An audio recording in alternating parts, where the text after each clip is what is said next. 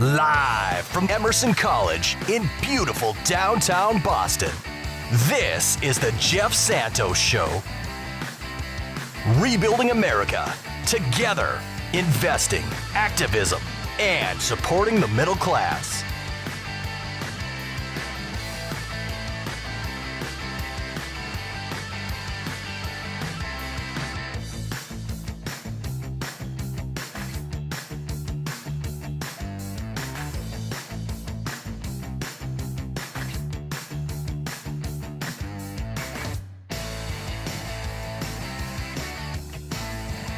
Now, the progressive, populist voice of politics. Here's Jeff.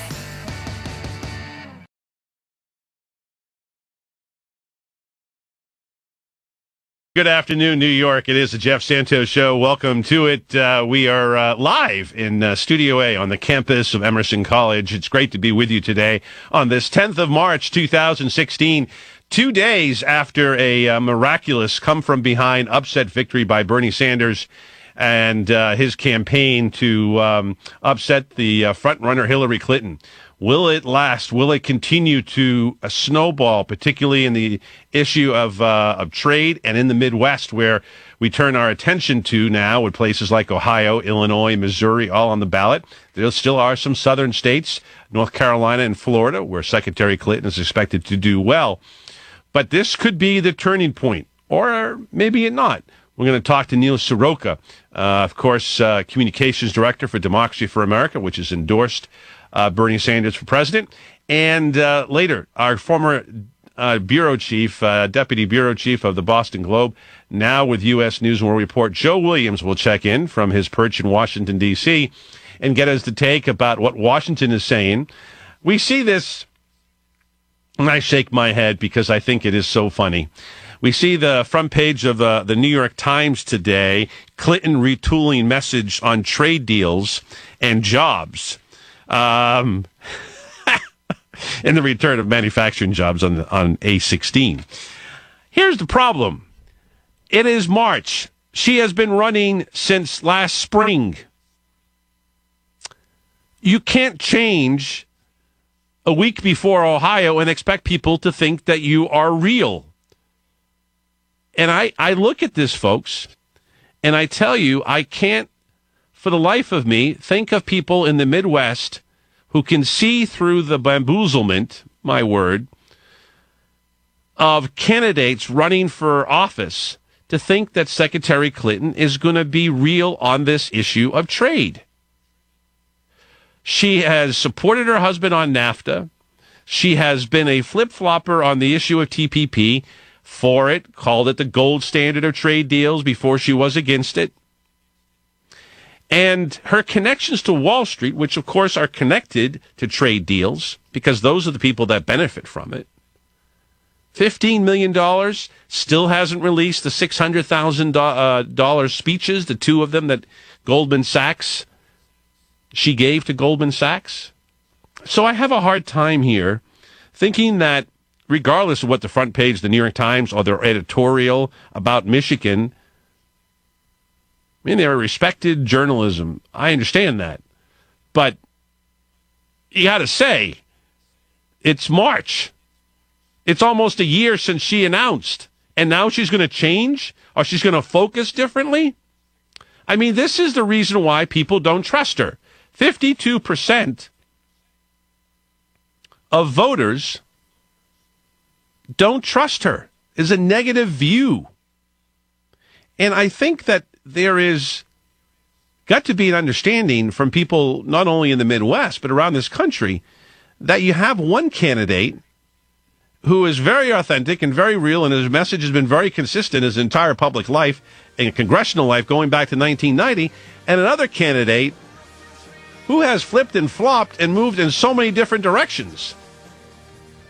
The Democratic Party and progressives need to realize that you have one candidate who they're trying to put Humpty Bumpty back together again, and another candidate who's been real for years, back in the flesh.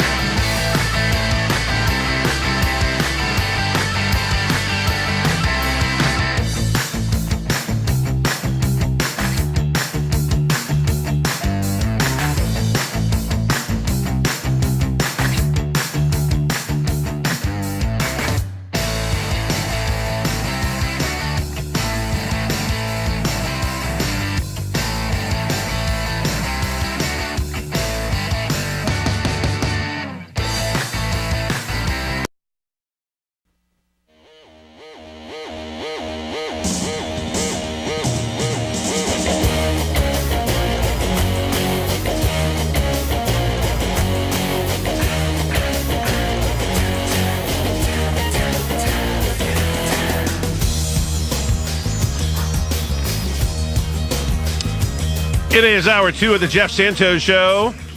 6 minutes past the hour. Our next guest comes to us from the great state of Michigan, where he is part of a great team of Democracy for America. He's the communications director for DFA. And, of course, Michigan was center stage on Tuesday, and maybe the major upset of the last 20 years or so, maybe of the 21st century so far. Our good friend Neil Soroka, communications director for DFA, joins us. How you doing, Neil? Hey, how are you? Good. Well, it was a huge, huge upset the other day in Michigan, where you're from, and you and your team and the rest of the Sanders campaign deserve a lot of credit and pulling this off. It was stunning to watch the returns and look at different counties and so forth. From your vantage point, as somebody who is recently moved to Michigan, what was it like? And seeing people coming in and out, different stops of the campaign and so forth. Give me your thoughts, my friend. It was fascinating, actually. My boss, Jim Dean, regularly comes on the show, and he and I actually this past weekend went, at the request of the Sanders campaign, went from the very tippy top of the state, Escanaba, Michigan, which is way up in the UP, right next to Wisconsin. We went from Escanaba, Michigan, all the way down to Lansing. Did stops in Ann Arbor, in Flint. Over the course of about 36 hours, we made 6 different stops and traveled 550 miles across the state. And, I'll tell you, it was fascinating to see it. Number one, with our stops in Escanaba and Marquette, Michigan, we were, Bernie Sanders' campaign was the only one on the Democratic side that sent a surrogate to the UP. In the Upper Peninsula of Michigan. And, that's one of the reasons why we won in Michigan on Tuesday, was because of the support that Bernie Sanders got throughout the state. If you actually looked at the maps online of how the county-by-county breakdown of votes, it was a sea of Bernie Sanders support. And the bulk of Hillary Clinton's support in the state came from about 4 or 5 counties. The main one being Wayne, where I live, where Detroit is. Right near Detroit. It's that's where the vast majority of the votes are. And to be fair, that's where about 25% of all Democratic voters in the state live in the single Wayne County, which represents Detroit and some surrounding communities. So that alone, it was kind of fascinating to kind of be a part of making sure that all of Michigan was represented in Tuesday night's vote.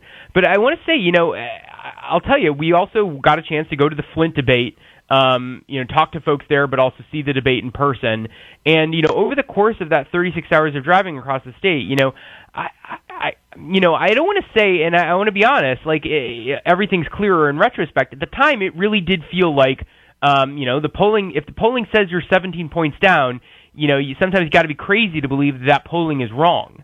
But over the course of that 36 hours, we saw, it was noticeable to me, driving through the state, we saw a number of Bernie Sanders signs. Yard signs, of course, don't vote, but they do indicate where people are enthusiastic, especially, and sometimes where voters live, especially if, you see those signs in people's front yards or in their windows or on the back of their car. And what was fascinating to me was, all the traveling I did around the state over the past weekend, saw, a handful of Bernie Sanders signs and not a single Hillary Clinton sign until I went out to lunch with a couple of reporters on Tuesday afternoon, and I saw one single solitary sign for Hillary Clinton on a random corner driving through the east side of Detroit. And that was the moment that kind of leapt out to me and said, you know what, these polling could be wrong. That the excitement that we were seeing when we saw, tons of volunteers going out to knock doors in Lansing, we saw a huge, Jim did a huge canvas kickoff in Ann Arbor right before we went to Flint to do a couple of radio interviews and talk to voters there before the debate. And And seeing all that activity, and at the time you go, well, maybe there's just some other army on the other side of this that we're not seeing. But in retrospect, what we were seeing was grassroots firepower doing what many people thought was impossible, overcoming at some point 30 to 25 point lead that Secretary Clinton had the week before into a 2-point victory. It was truly phenomenal, and I think everyone, was surprised by it. The least of which was me, but also the reporters that I talked to on Election Day. Everyone was anticipating a Clinton victory, and a pretty sizable one, maybe less than the 17 to 25 points that people were predicting, but a sizable win, and that didn't happen. Well, I tell you, it's fascinating to hear it from you. We've been on the ground, of course, and it was an amazing victory. It was fun to watch, and it was also fun to watch our friends in the media be stunned after all the polling predicted her to win by 20 points. I mean, also just nerve-wracking because you saw everybody who was watching it really closely that night. Bernie Sanders consistently held the lead, but that Wayne County vote dump would happen. All of a sudden you'd be up, 7 points, and a Wayne County vote dump would happen, and we're only up 3. Exactly, and it was really scary. I mean, I was getting texts from a lot of people saying, well, it could go into tomorrow, and it's going to be bad, and then all of a sudden, you kept looking at it, and I looked both at CNN and MSNBC, and they're like, well, I don't know if there are enough votes out there for Secretary Clinton to come back, and then you felt good, and then, of course, the two networks covered it, and then called it for Senator Sanders. Actually, the campaign started reaching out at about 11 o'clock that night, on Tuesday night, for lawyers to potentially do voter protection and protecting the vote that was happening. And my father-in-law happens to be an appellate attorney here in Wayne County, and a big Bernie Sanders fan himself. And so we were going to get my father-in-law on the case. And you want John P. Jacobs on your side in a battle like that, I'll tell you that. There you go. Well, you're a smart man to marry your wife's father being a lawyer as well. Talking with Neil Soroka, Communications Director for Democracy for America, and a smart man in a number of ways here on the Jeff Santos Show. I want to talk to you about what I saw today in the front page of the Times, and which, of course, says Clinton retools message on jobs and trade deals. Now, we just talked about the whole thing in Michigan and the issue of trade. I have a hard time here, and we talked with our good friend David Paleologos, great pollster, and it says, look, when you are well known to be not trustworthy, and this is the words of David, not mine, and your unpopular, unpopularity is a negative 52%. It is really hard to change on the dime, to recalculate and recalibrate and retool. You do all the re's you want, but it's not there. And, Bill Parcells, I know you're a football fan, used to say, we are who we are. And I have to tell you, Hillary Clinton is who she is. She doesn't really stand for a lot. I mean, you go from the 2008 Annie Oakley, criticizing Barack Obama and the gays and guns and God. And then, she's gun safety person. And, I'm a gun safety person too. But, where's the beef of this? Where does she stand? I mean, now she's going to go back and forth on the issue of trade? I'm sorry. I have a hard time. This is the thing that bugs me, and I think a lot of us, you saw it in last night's debate. And I think this gets to what you're talking about here about the honesty question is. On Sunday night, during Sunday night's debate, we saw a really dishonest attack against Bernie Sanders on his support for the auto industry bailout. When he's consistently for the auto industry bailout, he just didn't want to also be bailing out Wall Street at the same time, or frankly using the auto industry bailout as cover for the Wall Street bailout. So we saw a really dishonest attack there right at the 11th hour on Sunday. And honestly, again, something that was concerning me about whether or not that would hold and might be the thing that clinched victory for Secretary Clinton, especially when we were watching those votes come in that night.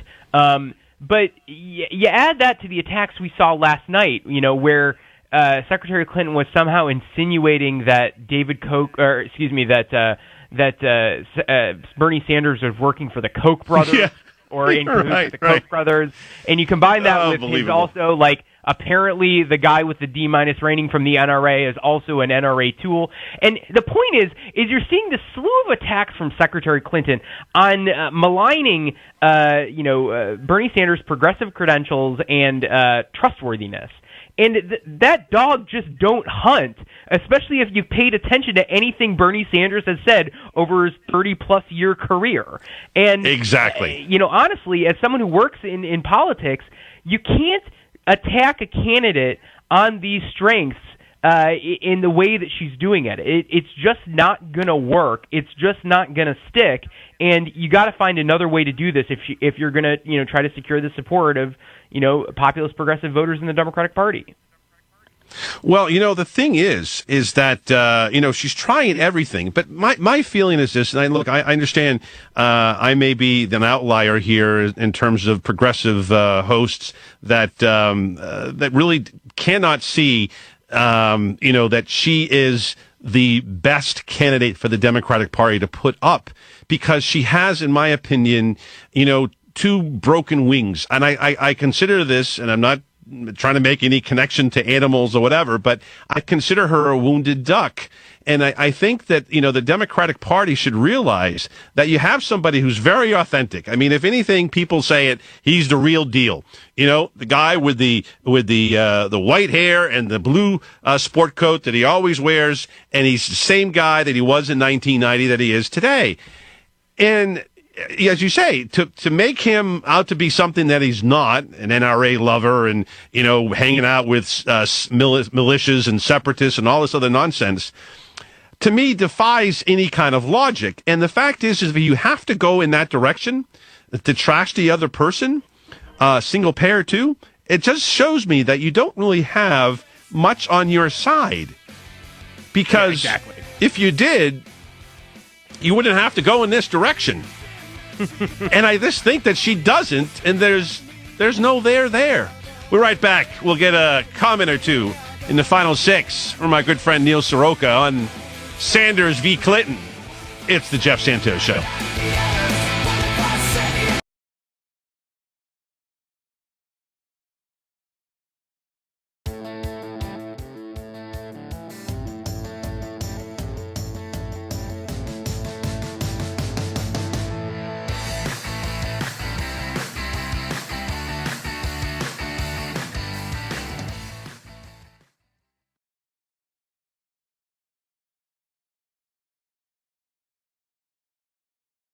I don't go around this country sitting in mansions, collecting millions of dollars, hearing the woes of billionaires.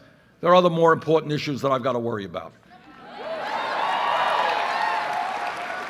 And we listen to young people, and this is what young people are telling me. They're saying, Bernie, how does it happen that we have to end up $30,000, $50,000, $80,000 in debt for the crime of trying to get a decent education?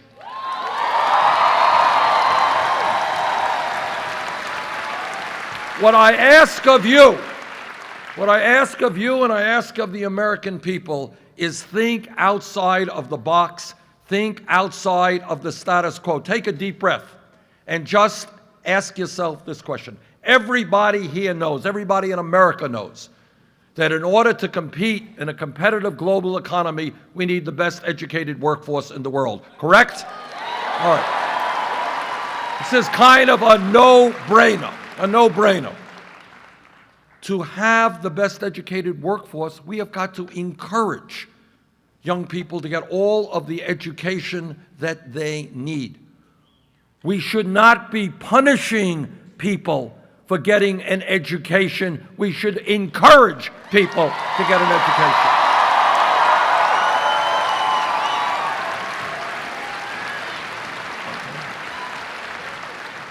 You want to hear crazy? Here's crazy.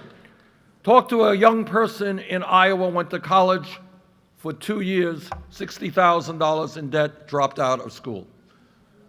A young woman in Burlington, Vermont, my city. Her dream was to go to medical school. She accomplished that dream.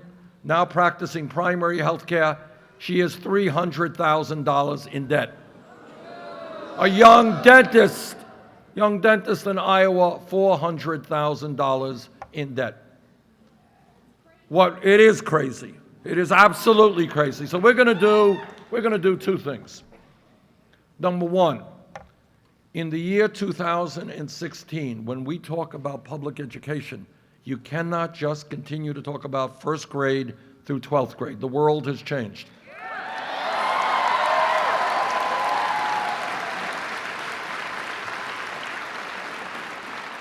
First grade through 12th grade was a great idea 50 years ago. You had a high school degree 50 years ago. You can go out and earn a good living. That world has changed. So when I talk about public education today, it must mean free tuition at public colleges and universities.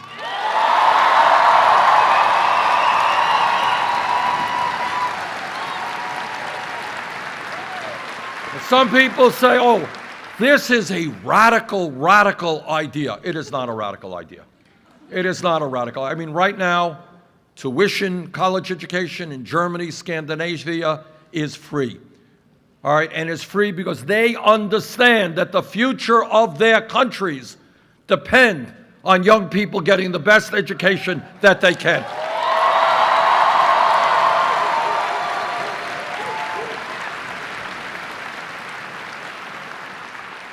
So this is not a radical idea. In fact, I'll tell you this.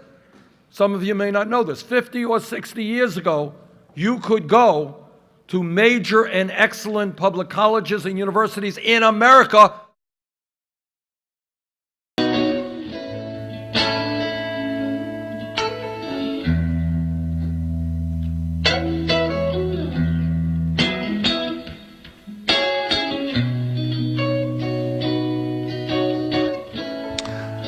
"23 minutes past the hour. It is the Jeff Santos Show. Coming to you live from Studio A on the campus of Emerson College, talking with our good friend Neil Soroka, Communications Director for Democracy for America, here on the program. I want to point out, Neil, of a piece of this article in the New York Times today, written by Amy Chozick. Says, in a 2012 speech in Australia, Mrs. Clinton said the Trans-Pacific Partnership deal sets the gold standard in trade agreements, but in October said she could not support the deal. I see, this to me is not very good. For what looks like right now the front-running candidate of the Democratic Party. And then for her to sort of say that she's going to, fight and call out specific bad corporate actors, that's all well and good. But if it's already mixed in the cement, I don't see how you unmix that. Your thoughts? Yeah, I mean, what's interesting is, I've seen some of these ads that they talk about running in Ohio where she calls out, Wisconsin company Johnson Controls was helped out with the bailout and then is going to try to ditch the country, and she wants to claw back some of that money. Great, that's fine. First of all, I think it's very hard to pass legislation and go after specific companies. So, it's interesting that Secretary Clinton is constantly questioning whether or not Bernie Sanders can do the things that he wants to do, when it very well might be hard to go after the very specific companies that she's talking about there. But the larger point is right, too. I mean, honestly, the gold standard comment to the now she doesn't support the Trans-Pacific Partnership, I mean, it's reflective of this very sort of political hedging on things like trade. We saw it again in Sunday on the debate where they had the clear differences between the candidates on fracking, where Secretary Clinton, they were asked, do you support fracking? Secretary Clinton gave like a 15, 30-second answer about, I'm not supportive of it, but, in certain instances, blah, blah, blah. And Bernie Sanders said clear, I want to end fracking. I think that the kind of like political equivocation and qualification of every position is not going to be helpful for Democrats in 2016. And it's one of the reasons why, I'm so proud to be supporting Bernie Sanders. If we're going to fight back against Trump and some of these right-wing radicals that are running and for president on the other side, you need to have clarity and a real progressive alternative and not mealy-mouthed political half-truths. No doubt. Neil Soroka is our guest here on the Jeff Santos Show, and if you want to get a hold of us, the phone number to join us is 844-3-SANTOS. Let me ask you this. Do you have an idea of, as we look at the roadmap here, there are states that are still coming up that are going to be part of this issue. We got Ohio and Illinois and Missouri, of course, but then there's Indiana in May, there's Wisconsin in April, and this issue to me can be one which I think changes the direction of the issue. Now, this is the other part of this, of course. This is the difference with Donald Trump and the Republican Party as well. And I just wonder if the Michigan thing has really opened up an issue that both Trump and Sanders can run to the nomination on, because I don't know of another issue that is gonna really motivate voters like this one. Your thoughts on before we roll? Yeah, I mean, I guess what I'd say is I think you're right. I mean, I think that's going to be if Donald Trump wins the Republican nomination, which seems very, very likely, he's going to run aggressively against the Trans-Pacific Partnership and these raw deals that have hurt, literally American communities have watched, thanks to NAFTA and some of these other job-killing trade deals, they've watched their communities rot from the inside out. And that is fertile terrain for someone that is sowing the kind of, racist resentment that Donald Trump is.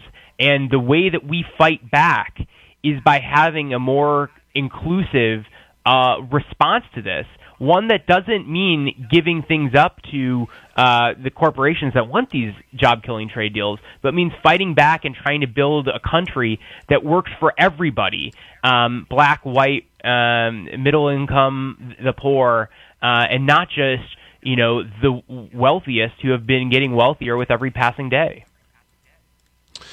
No doubt. I think this is going to be, you're going all the way to California, all the way to Philadelphia, and I think that this is going to be a fascinating to see how Senator Sanders can continue to build this bridge to California in terms of the last primary, massive primary along with New Jersey, and at the same time move the separation between himself on policy, particularly on trade and jobs, with Secretary Clinton. Final 40 seconds, all yours, Mr. Neal.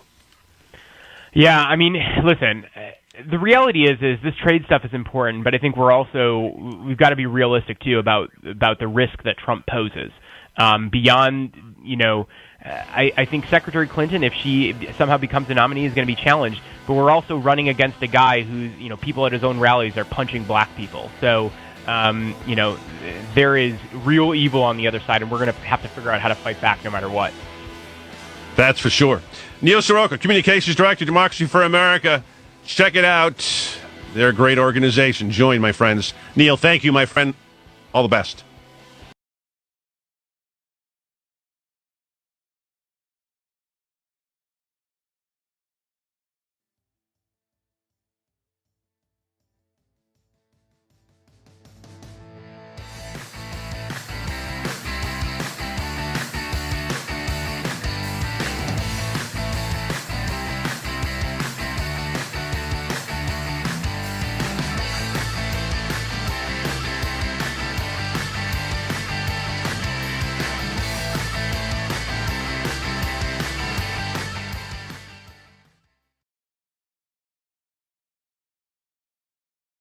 We live in a world today where there are several 100 million people starving to death.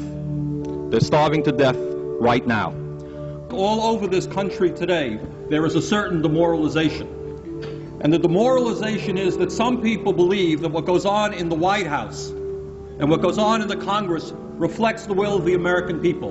And by assembling here today as the Rainbow Coalition and as other groups from 46 states in America, what we are saying very loud and clear is that Ronald Reagan and his billionaire friends do not represent America, but we do. In some of the largest cities in America, 50% of the kids are not graduating high school.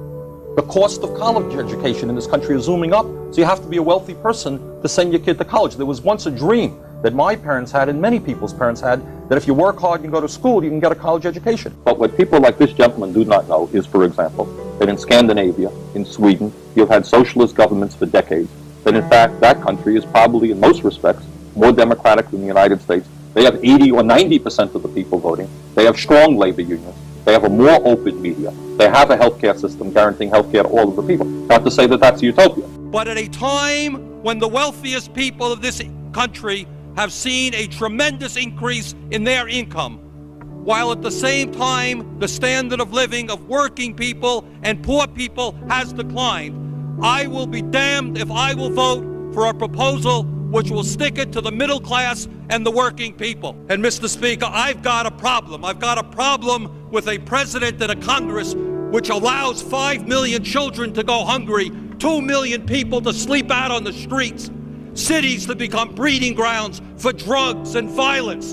And they say, we're getting tough on crime. If you want to get tough on crime, let's deal with the causes of crime.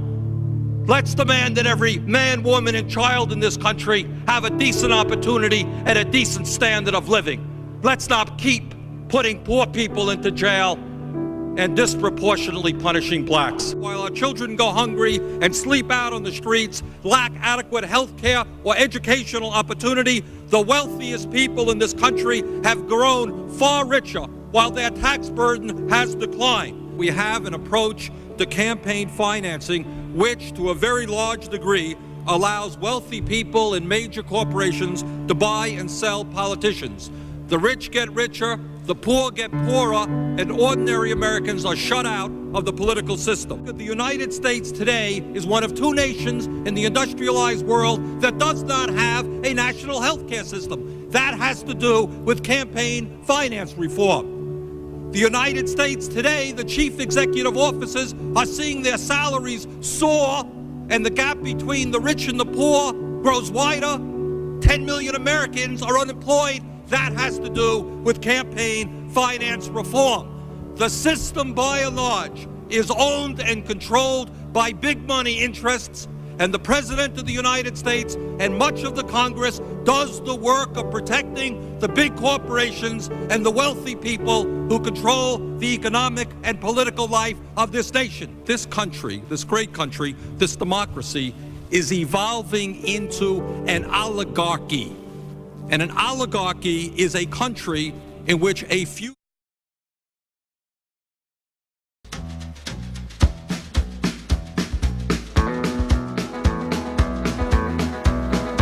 On the road again. Just can't wait to get on the road again. The life I love is making music with my friends. Oh, yes, indeed. Yours truly, the Jeff Santos Show, on the road again.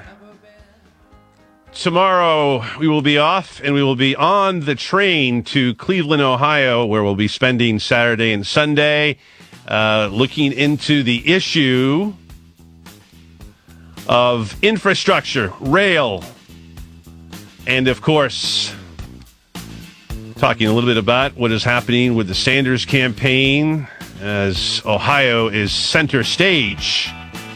Way to go, Ohio.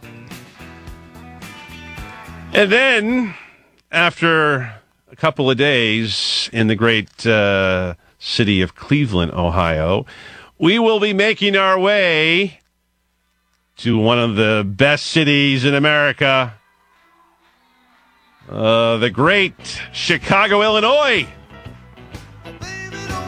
Well, we'll visit our good friend Earl Bender. We'll say hello to our good friends at WCPT and all the great listeners, Rudy and Wayne and Debbie and the rest. We look forward to hopefully seeing you. We'll figure out if we can get a chance to all meet up on Monday or Tuesday night. Stay tuned to Twitter and JeffSantosShow.com. And I want to thank our good friends at the Alliance for American Manufacturing, and I'm hoping you can see this. This is a T-shirt that we have here. Our great sponsor is sponsoring this tour on the issue of infrastructure, and we're very excited. Thanking Scott Paul and the rest of our friends here. As you can see, Keep It Made in America is the back of the T-shirt, and we're really excited about this opportunity. It is an opportunity that we've been wanting to cover the primaries, but at the same time cover an issue, as you well know, of infrastructure, of high-speed rail. The interesting thing about this is that it's going to take us close to 20 hours to get from one place to another, and there's a real need for infrastructure discussions in the Democratic primary, and we're going to try to make it, again, a front and center story in these upcoming debates. We look to have people from both Senator Clinton and Senator Sanders' team on the program over the coming days. All right. That means that we will be off tomorrow, as I say, and live from Chicago on Monday and Tuesday. And we'll let you know about the rest of the week as well.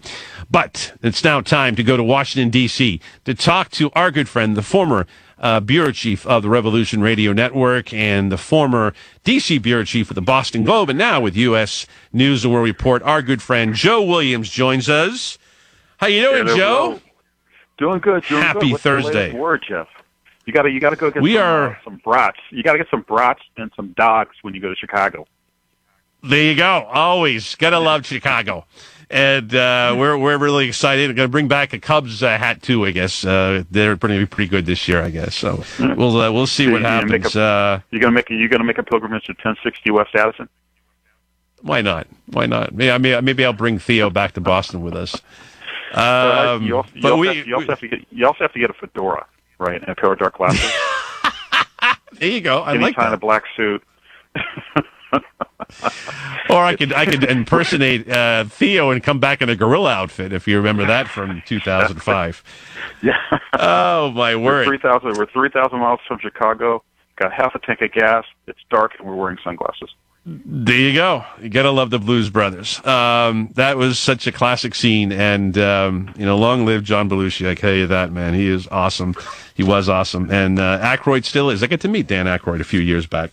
Oh, nice. Look, we got a number of things to do, and I hope that Illinois and Ohio are very close primary states on the Democratic side, because obviously I'm a supporter of Sanders, but I just want to see a close race.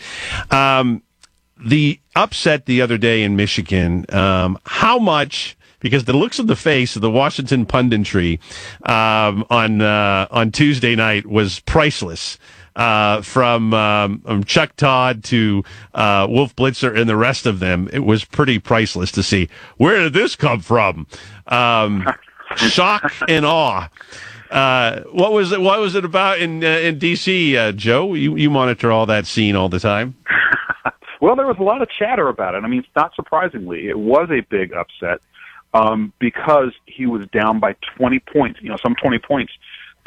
Before the primary got in, before people got started interested in the primary in earnest, and it's been a fundraising boon. I mean, I think he's raised something like $16 million off of that one primary, and it also jolted some excitement back into the Democratic race, because a lot of people were saying if he didn't win Michigan, it was over, and that night Clinton was poised to make it seem like it was over, because if you'll recall in her victory speech, she didn't really mention Bernie Sanders all that much, and was mostly pivoting towards the general and talking about the raging Trumpster fire, otherwise known as Donald Trump. So certainly it was big on two fronts. Number one, it's a big fundraising boon for Mr. Sanders, and number two, it really jolted him. And you could almost see it in his jolted him back into life. And you can almost see it in the Republican debate last night, or the Democratic debate, beg your pardon, that was heresy. The Democratic debate last night, in which he was very assertive, and he stood up taller, and he wore a brown suit, for goodness sakes. And it was really a very engaging debate last night. It was a very engaging clash of the Titans. Good ideas, a lot of point counterpoint, and something that you would want to see in the democracy on the other side. Yeah, I thought that it was actually a very hard-hitting questions by the Univision reporters, including Mr. Jorge Ramos, who was, pointed at asking about will you resign to Secretary Clinton, Well, if you were indicted. That was one of the hashtags that got a lot of traction on social media. Jorge, don't play. Right.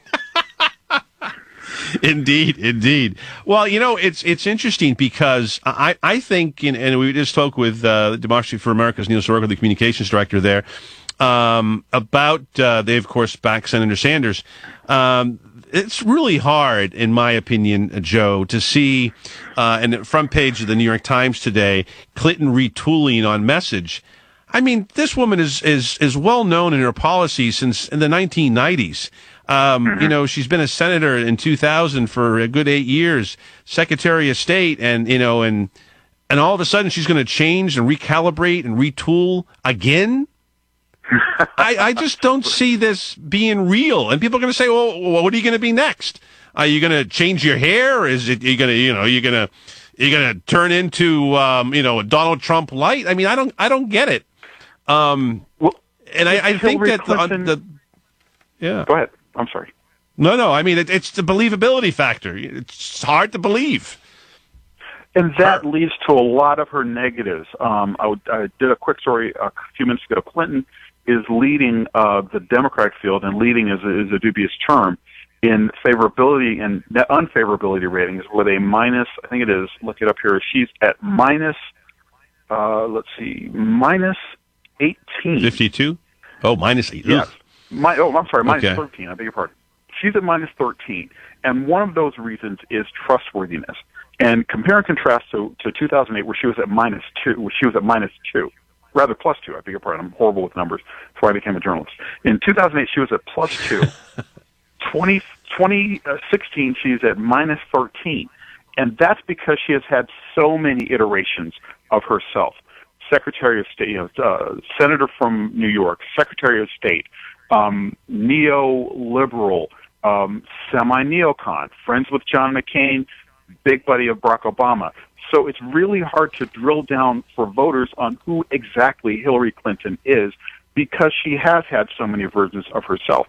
Now, that's not to say that politicians can't change and can't adjust and tack towards a certain message, but when it's done so often and done in so much of the public sphere, it's really hard for people to get a really good, solid grasp of who she is.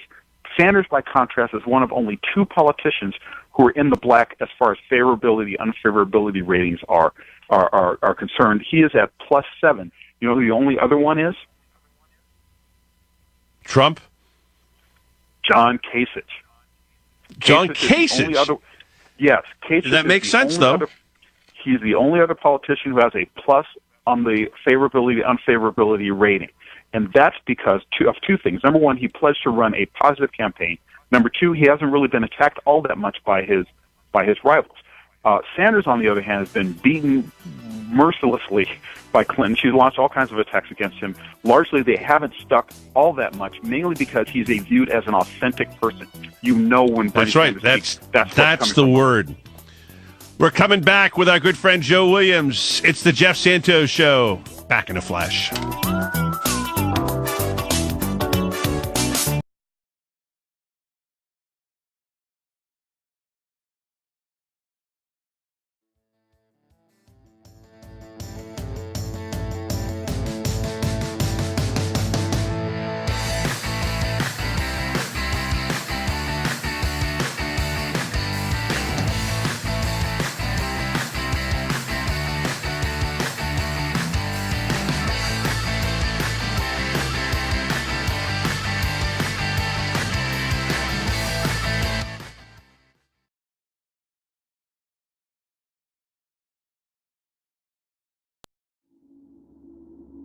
This is everything that I have, my family. Family should be important to everyone. Mostly, I like being a mother. Alyssa, she's 6 years old. That's my baby, my only child. She likes to read me books, sit down and talk with me about her school. But there's a lot of sand in the car. Recently, she just learned about Rosa Parks and Martin Luther King. She asked me, did Rosa Parks not give up her seat for a white man? And I said, yes. She said, but those in the old days, right, Mommy? And I had to explain to her that it's not really over.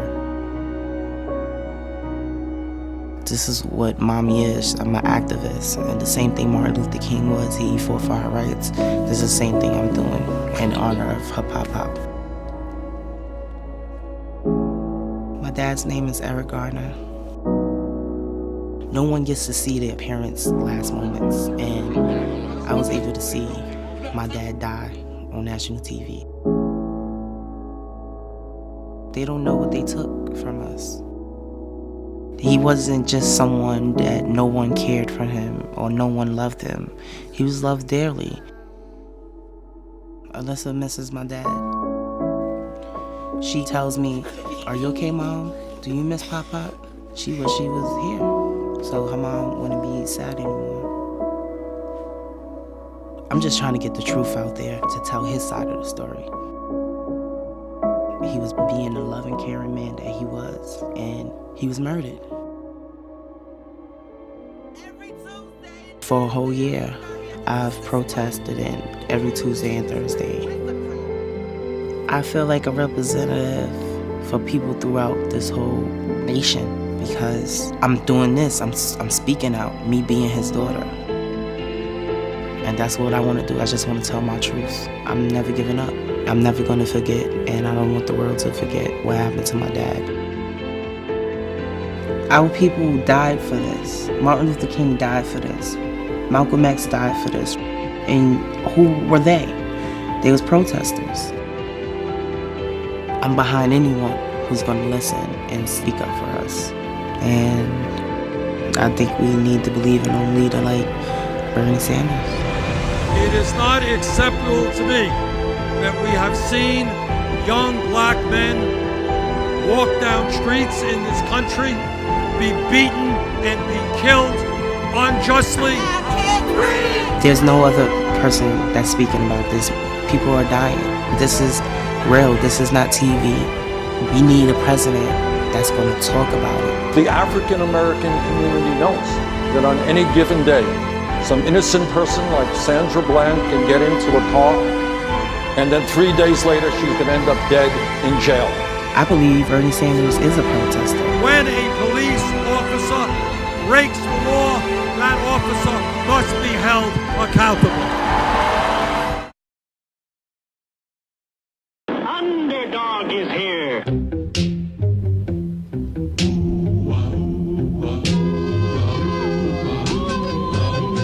Criminals in this world appear and break the laws that they should fear and frighten all who see or hear. The cry goes up both far and near for Underdog.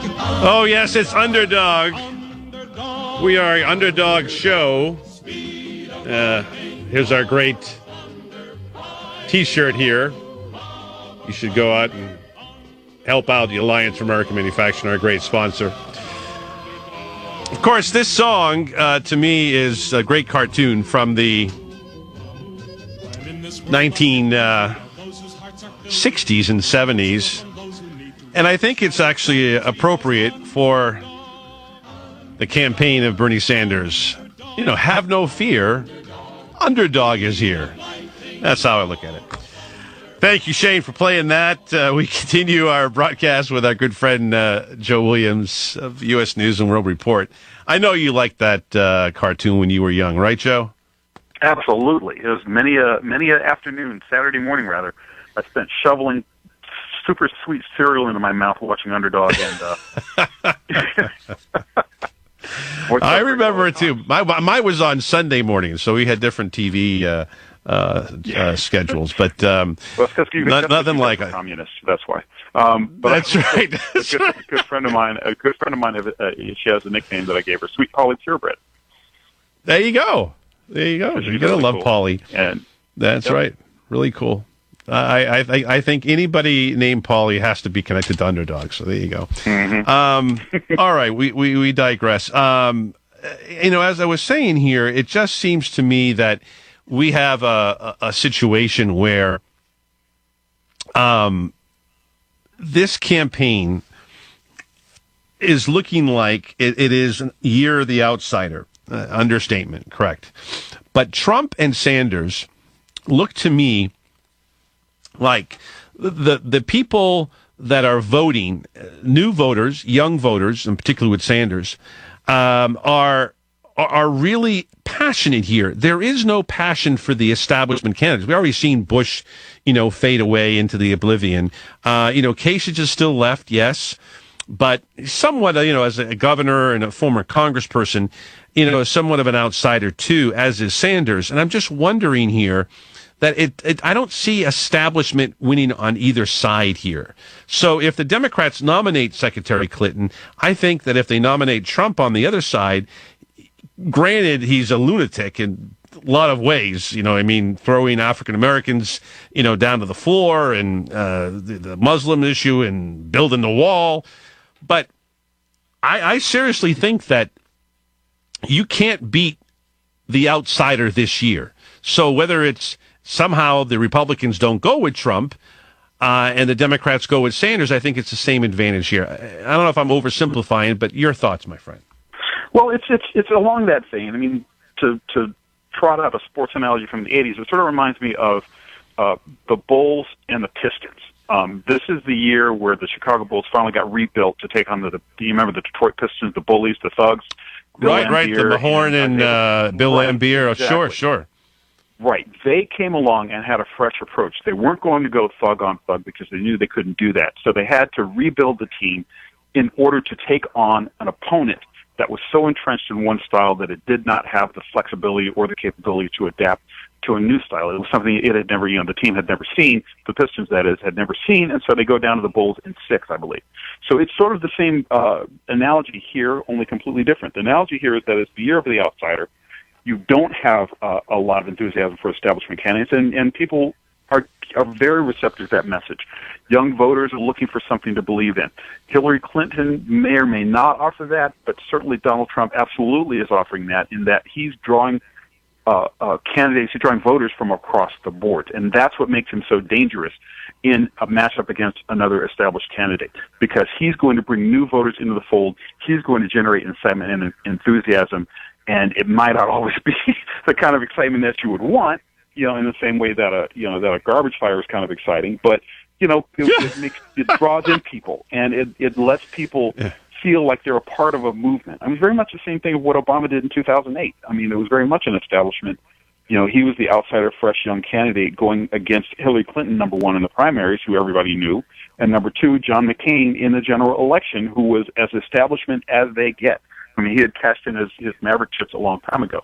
So your point is well taken, and Democrats do have to be very, very careful, and they have to know what they're going at. And as a matter of fact, I just read something here where they were talking about how in the debate last night, Hillary Clinton had very much come across as the establishment candidate, and Donald Trump, they were saying, how are you going to take him on? Is he really a racist? And she kind of pulled the string on saying that he was, and that's because she does not want to attack him.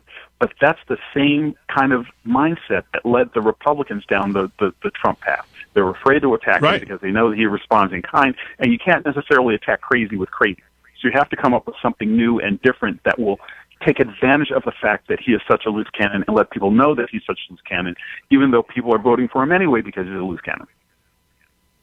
Well, I think, you have a situation here, and you have the real Joe McCarthy running in the Republican race and Ted Cruz, but not only does he look like him, but, I mean, his policies are not far-fetched from the Wisconsin senator of the 1950s. But I think that somebody has to play the role of the lawyer. I think his name was Welch. And the famous line that he had said, he'd go, "Have you no decency, sir?"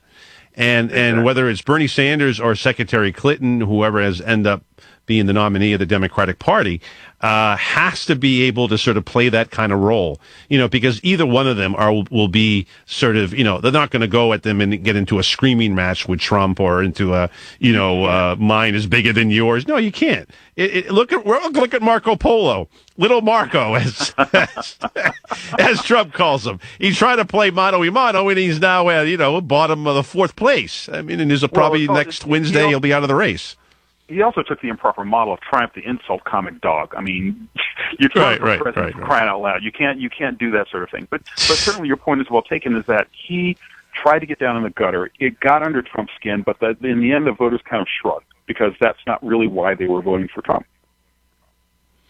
Well, and interestingly enough, and I wonder sometimes how these things are going on in the back rooms of the Republicans and Democrats. I wonder if, the hit was, Rubio, you're going to be the one that's going to have to go after Mr. Trump in order for Mr. Kasich. Yeah. I mean, I wonder about this, because in a lot of ways, he wasn't prepared for that. I mean, I don't know what maybe the thinking was, is that, he could be a VP if a Kasich or somebody else won. And maybe that he had to practice his skills as an attack dog against the Democrats. But I don't know. But it just did not seem real. Just as it doesn't seem real for Hillary to all of a sudden become, this populist Democrat. It's just not her. And I just think that both of those issues, people are going to, go up in flames. Well, it goes back to that word, authenticity. I mean, you can't be something you're not. The Bill Laimbeer-led Detroit Pistons could not play like Michael Jordan. They could not hope to emulate the triangle and two offense. I mean, they can't do it. That's not what they were built for. And it's almost the same way in establishment candidates going up against this rogue kind of asymmetrical warfare candidate who nobody knows what to expect, and who weird attacks only make him stronger. Bill Parcells, you are who you are. There you go. Joe, thank you, my friend. We'll talk to you next week. All the best.